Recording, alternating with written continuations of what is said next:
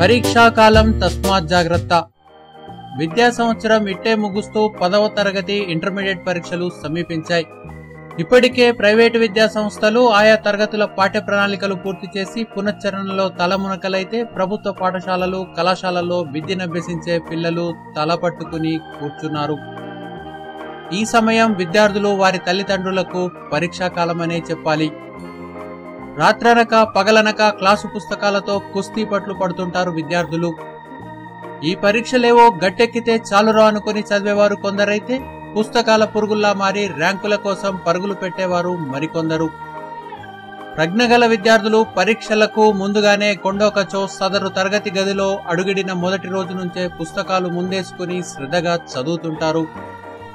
ఎటొచ్చి తరగతులకు ఎగనామం పెడుతూ జల్సా చేస్తూ స్నేహితులతో జాలీగా కాలక్షేపం చేస్తూ సమయాన్ని వృధా చేసిన విద్యార్థులకే చిక్కొచ్చి పడేది.